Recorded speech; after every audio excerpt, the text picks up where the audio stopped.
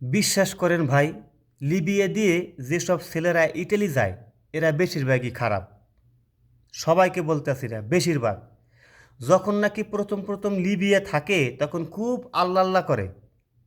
যখন নাকি আল্লাহ আল্লাহ করতে করতে ইটালি পৌঁছে যায়, তারপরে আল্লাহর নাম তো নেয়ই না। 4 থেকে 5 মাস পরে মা বাবাকে চাপ দেয়। কি বলে চাপ দেয় জানেন? উল্টা চাপ দেয়। বলে কি যে আহ, আমি একটা মেয়ের সাথে সম্পর্ক আছে, ওই মেয়েকে আমি ভালোবাসি, যদি আপনারা ওই মেয়েটাকে বিয়ে করাই না দাও তাহলে আমি আর টাকা পয়সা দিব না। তখন মা বাবা কি করে, অনেক চাপে পড়ে, মানে অনেক কষ্ট করে তো টাকা পয়সা জমায়, তারপর ছেলেকে তো লিবিয়ে দিয়ে ইটালি পাঠায়। এখন তো টাকা পয়সা না দেয় তাহলে তো তারা বিপদে পড়ে যাবে। এই কারণে সে মেয়েকে বাধ্য হয়ে এনে দেয়।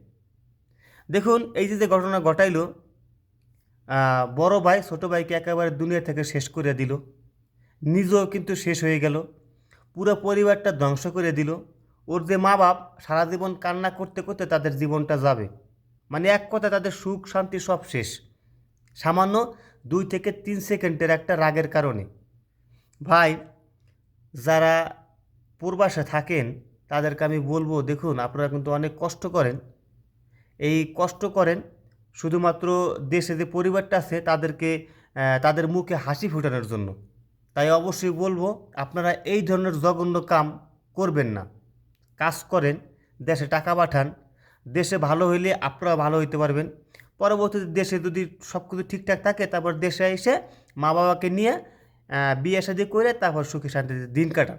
কিন্তু এইরকম করেন না, উল্টোপাল্টা রাগ হইয়া এইরকম জঘন্য কাজ করবেন না।